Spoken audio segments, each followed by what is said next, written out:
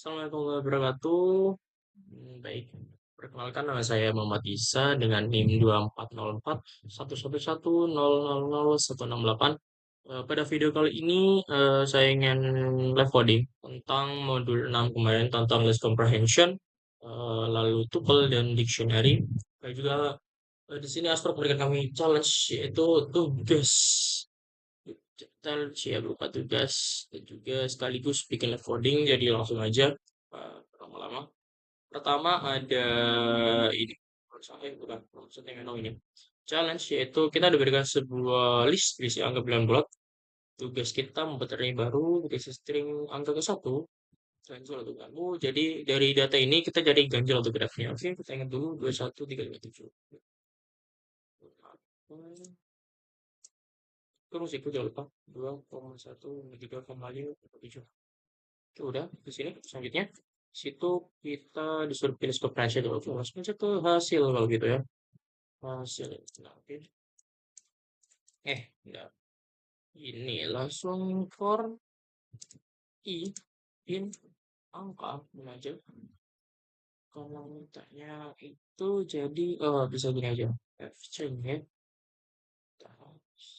Nah, karena angka i karena udah di nah maka i di sini sama dengan langsung aja sama dengan bongkar awal lagi untuk kontennya genap. Ya udah genap, kita kasih genap di sini. Jangan lupa kondisinya if i ya, kenapa kok i bukan angka, karena ya udah diiterasi, angkanya udah jadi kan, diiterasi jadi i if i. Jadi ini udah masuk, jadi ketika for i angka, jadi kan ini kan disebarin di 21357 gitu, bukan masuk dalam list. Jadi for ini gunanya buat ngeluarin dari list. For i modul 2 dengan 0. Ini else yang jangan lupa, else wait, else nya ganjil loh tuh. Pencet sorry. Oke, kita tinggal print, coba hasil. Oke, oke. Dua genap, satu ganjil, tiga ganjil, lima ganjil. Gak ada yang salah. Lanjut di challenge kedua. Berikan sebuah list berisi beberapa kata buat list baru bersifat nested list yang berisi huruf vokal yang berada di tempat dalam. Oke, baik, baik, baik, baik. Kalau begitu, katanya apa aja tadi? Programming Python list comprehension. Ya, bikin kata dengan ini ya, menggunakan string programming koma Python koma list ya koma programming Python list comprehension comprehension ya. Oke, lalu selanjutnya kita bikin huruf vokal. Oke, kalau gitu kita bikin variabel aja vokal namanya. Nah, isinya ya huruf vokal a i u e itu. Nested list itu sebenarnya sama kayak istilah nested loop, sama kayak misal kalian bikin for i in kata, sebenarnya for j in kata. Tapi gimana cara kita ngebentuk ini ke dalam sebuah list kepencet kayak gini? Cara bikin variabel, samain aja dari atas hasil dengan siku hasil for i in kata buat kita iteration katanya. Nah, tentu sebelum for, kalian tambahin lagi kurung siku. Nah, sekarang kalian masukin lagi nih. Variabel baru. Variabel baru lagi itu ada dua. Misal, misal kita pakai huruf lah. Huruf gitu. Huruf for huruf for huruf ini. In. I. Kenapa kok iya? Terasi lagi. In. I. If huruf in for Jadi bacanya huruf untuk huruf ketika ada i, ketika huruf in vokal, ketika huruf nah bakal langsung print, langsung aja print kasih. Eh, kita perlu atasnya juga print print kata. Ini kita cek. Oke, sudah jadi. Oke, lanjutnya pakai yang jenis bonus. Kedua ya.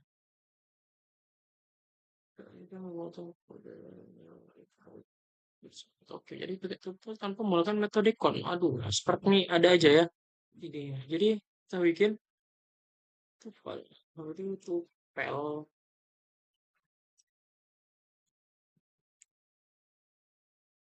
1,1 koma berapa tadi? 22,345. 22,345. Terus sebenarnya ini enak guys. Enaknya kenapa? Kan tinggal gini tuh doang tuple dot count. Oke, ini tinggal ya berapa ada setanya. Cuma karena tidak boleh, jadi kita bikin program count kita sendiri. Count,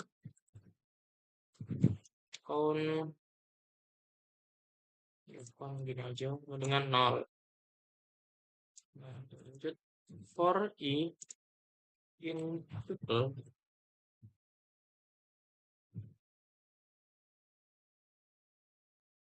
Kita if aja. If tuple sama dengan 1, eh, count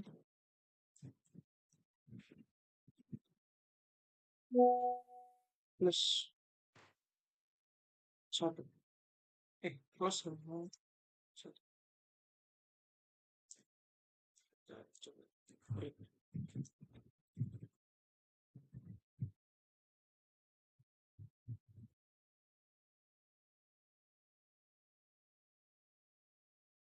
Ini mak. Oh sorry, print count. Enggak kok print index aja. Oh, if tuple sama dengan 1. Kali ke tapi sini kamu masih 0.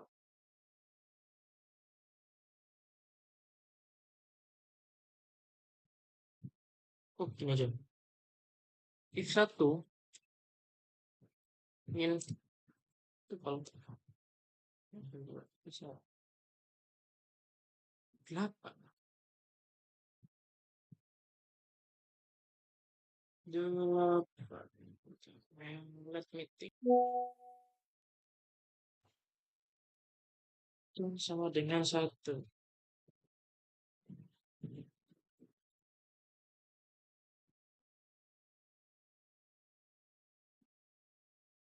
I in tuple. Oh,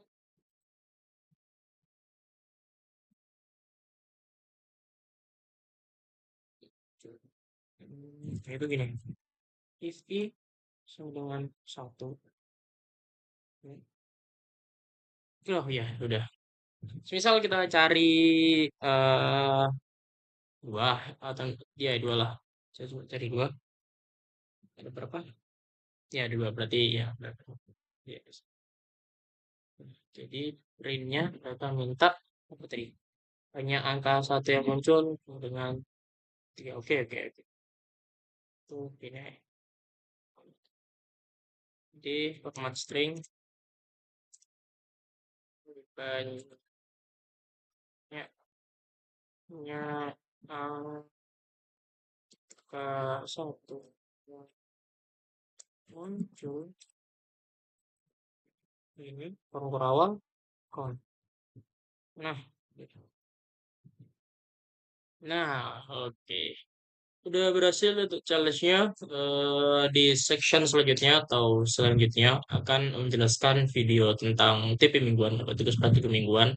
Jadi untuk live codingnya selesai dan alhamdulillah berhasil. Baik, sekarang lanjut aja ke TP mingguan ya. Di TP mingguan ini kita diberi 3 soal untuk tugas praktikumnya. Di nomor 1 sedikit aja jelaskan, nggak usah terlalu spesifik. Pada nomor 1, buatlah program pattern untuk mengelola data mahasiswa menggunakan dictionary dengan ketentuan yang ada di bawah ini. Pertama, program harus memiliki dictionary untuk penyimpan data dengan format key menggunakan name singkat string. Bentuk value-nya berisi dengan seperti tertera. Lalu di kedua, program harus memiliki menurut yang ditampilkan, berarti dictionary-nya harus bisa diakses. Ketiga, membuat fitur, berarti kita membuat 4 pilihan ya, ada 1, 2, 3, 4. Untuk 4-nya itu keluar. Lalu validasi input, untuk input menunya adalah angka 1 sampai 4.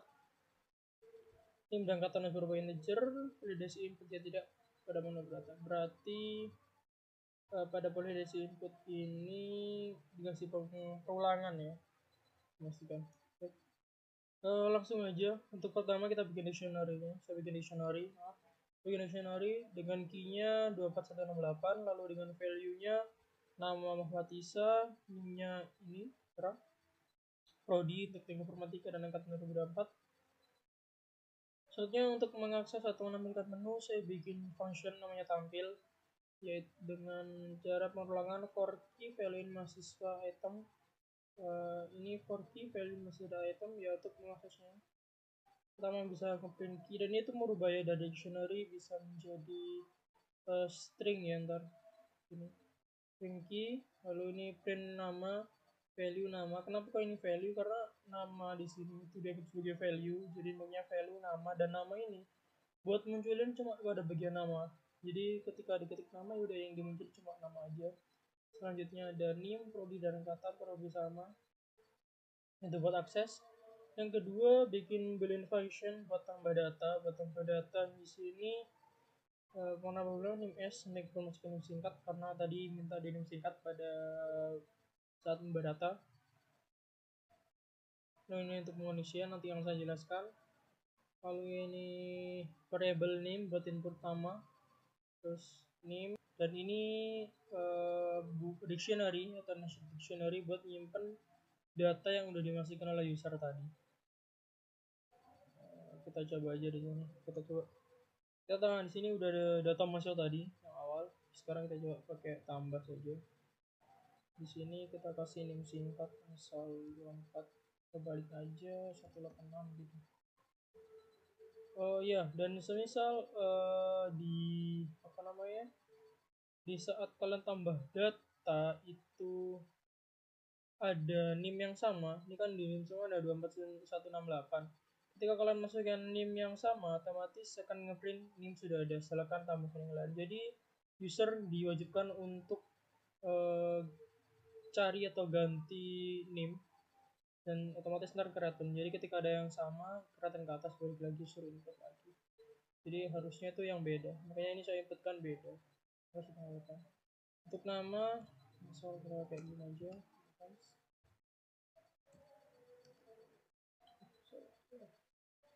NIM-nya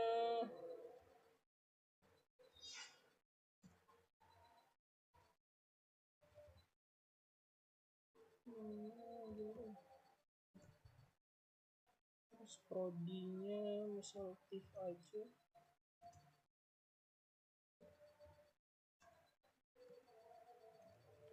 Tif angkatan 2024.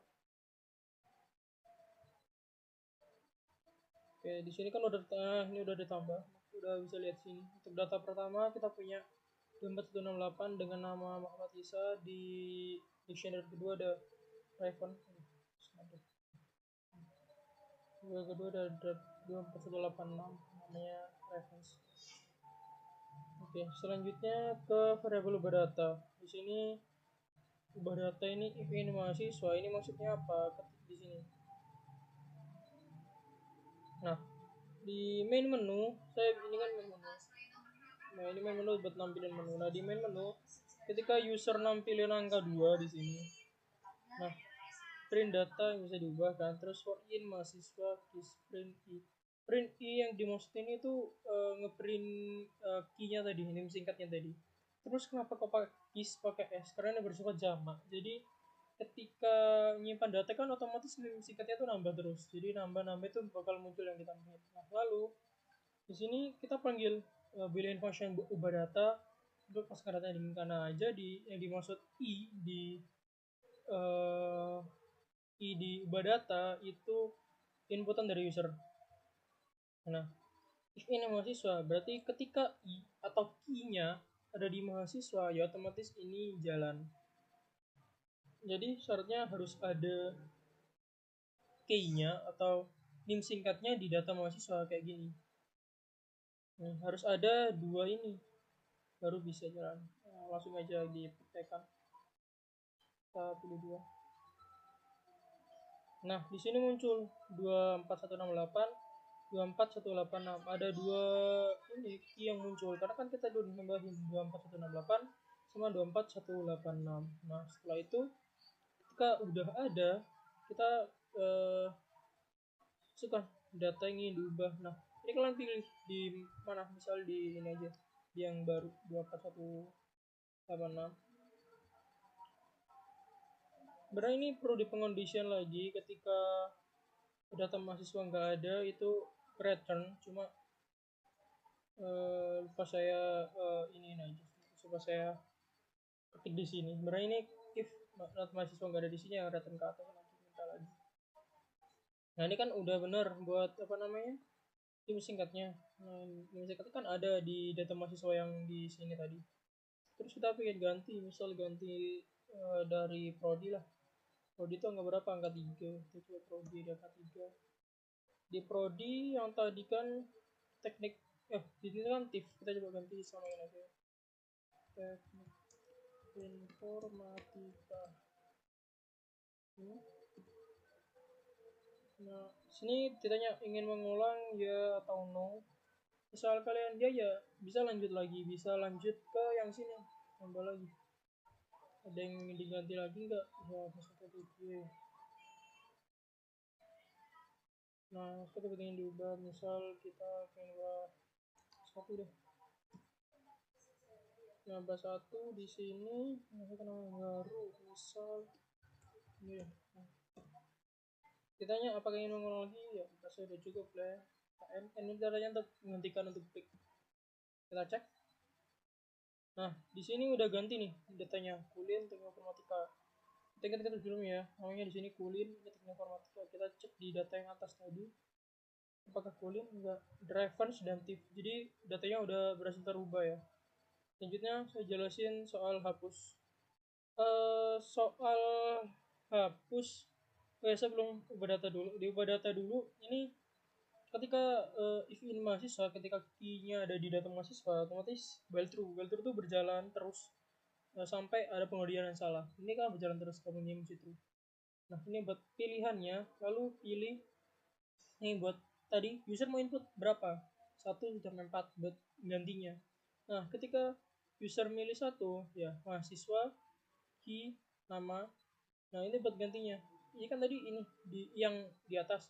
Jadi misal kita contohnya 24186. Itu udah mahasiswa, data mahasiswa pada NIM 24186, namanya di nama, input masukkan nama baru, itu bakal diganti pakai nama yang baru. Jadi kurang lebih gitu. Jadi dictionary mahasiswa pada NIM 24186 di bagian nama itu diganti sama apa, kayak gitu. Dan ini berlaku sama ya untuk ini, untuk di NIM sama angkatan aja kita pakai integer. Nah, ketika pilihnya nggak cocok, munculnya pilihan tidak ditemukan, tapi belum ini ya, belum jadian apa. Ketika pilihannya itu 5, kalian user input 5, ya pilihannya tidak ditemukan gitu. Nah, buat ulangnya tadi gini. Sebenarnya ini harusnya ya tidak ya, tapi nanti saya ganti. Nah, ketika terlepas dari ingin mengulang ya atau tidaknya, misal user inputin yes atau no gitu. Nah, dibaca lagi perintahnya, karena kan yang ku kasih di sini infonya y atau enggak n buat lanjutin program selanjutnya.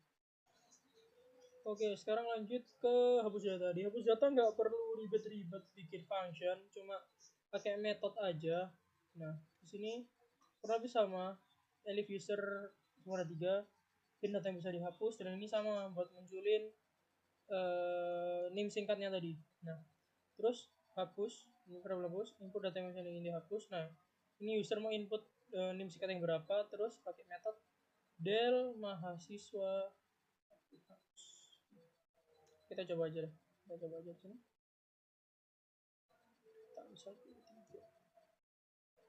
Oke, di 3 kita coba hapus yang ini aja yang bawah. 24 186. Nah, ketika udah dihapus nih, masih kan data yang dihapus 24 186 udah kehapus. Di data ya cuma ada satu nih. Datanya cuma 24 168. 186-nya hilang yang fullin tadi. Nah, jadi berarti kan penghapusnya udah berhasil. Nah, sekarang coba kita ke 4. Keluar muncul tulisan terima kasih atas kunjungannya. Jadi udah otomatis ngebreak dan berhenti dan keluar dari program.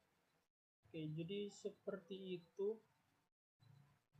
Jadi ya udah sih untuk nomor 1 udah cukup. Lanjut lagi ke nomor 2. Di nomor 2 kita disuruh bikin tuple yang berisi data mahasiswa dengan formatnya NIM, nama, buka kurung nilai UTS, nilai UAS, nilai tugas, tutup kurung. Dan minimal bikin 3 mahasiswa. Lalu pada pilihan pertama, tampilkan nama dan nilai UAS mahasiswa pertama. Yang kedua, tentukan nilai tugas mahasiswa. Oke, kita bikin dulu tupelnya. Nah, syarat dari tuple kan harus ada kurung ini sama koma ya. Nah, di sini bikin pada indeks ke 0 aku bikin namaku bisa. Kedua ini temanku atur. Ketiga ada Ilham. Ini ada 3 ya. Sudah terpenuhi berarti. Ini format ini, NIM, nama, UTS, UAS, tugas. Jadi biar gampang. Nah, minta tampilkan nama. Yaudah, kita akses namanya. Nah, akses nama pada tuple. Kan tuple itu suatu kumpulan data buat menyimpan data yang tidak bisa diubah atau enggak bisa diubah gitu. Bisa diubah, bisa dihapus. Nah, tapi bisa diakses dengan menggunakan indeks. Oke. Ini nama variabelnya data mahasiswa. Nah, karena mintanya mahasiswa pertama, yaudah mahasiswa pertama kan di sini Isa nih. Isa ini kan ada di indeks 0. Soalnya kan gini, 0 1 2 gitu kan. Indeks ke 0 terus 1. Nah, kan hitungannya 0 1 2. Nah, ini tuh dianggap indeks ya. Jadi namanya itu kan ada di indeks ke-7 udah ke 1. Nah, selanjutnya minta apa nih? Nilai UAS mahasiswa pertama. Kita cari tahu dulu. UAS itu ada di indeks ke berapa? Nah, kita cari di sini kan 0. Di sini kan 0 mahasiswa pertama. 2, ini kan 0 1 2 nih. Di sini kan berarti. Nah, tapi di sini kok ada 3, berarti kan ada 3 indeks. Nah, kita cari tahu juga. UAS itu di mana? Oh, ada di tengah. Kalau ada di tengah berarti indeks pertama karena kan 0 1. Ya di sini 0 ini 1. Nah, udah kan? Udah ketemu, langsung aja print pakai reflecting nama, ini value-nya dan nilai UAS. Nah, munculnya kayak gini. Nama Isa dan nilai UAS-nya 88. Nah, kayak gini. Nah, di nomor 2 disuruh hitung rata-rata nilai tugas. Semua mahasiswa berarti kan. Nah, kalau kita nyari rata-rata sendiri kan yang kita tahu jumlah total jumlah nilai tugas mahasiswa dibagi mahasiswanya kan. Nah, kayak gitu berarti ini aja kita bikin total dengan 0. Nah, jumlah line data ini buat ngakses ininya. Ada berapa? Total data mahasiswa di sini ada berapa indeks? 1 2 3, berarti ada 3 kan. For in data ini buat kalian literasi mahasiswanya. Nah, total ini ditambah i. Nah, 2 ini kan dari sini nih. 0 1 2 dan ini beda ya, udah bukan 1 2 gini. Ini 2 itu 0 1 2. Berarti kan di sini. Kita cari nilai tugas itu ada di indeks berapa? Di nilai tugas kan nilai tugas itu di indeks kedua. Kalau 1 2. Nah, berarti ini udah semuanya terhitung, ditambah semua ini. Ditambah semua di sini nih. Oh, ini 9 8 90. Kalian tambah. Nah, baru dihitung. Nah, terus ini pakai variabel min sama dengan total dibagi jumlah indeks ini mahasiswanya berapa. Kita tinggal di print ya. Hasilnya 89. Ya udah kita buktiin aja pakai kalkulator. Ya, dirasa udah cukup. Baik. Selanjutnya diberikan list nama. Ada Budi, Ani, Citra, Denny. Buatlah list baru berisi nama tersebut dalam huruf kapital di list comprehension. Huruf kapital berarti kan huruf awalnya gede semua tuh. Kita bikin dulu lah list namanya. Ada Budi, Ani, Citra, Denny ya. Nah di sini tuh ada dua buat kalian mau bikin hurufnya lebih besar. Ada upper sama capitalize.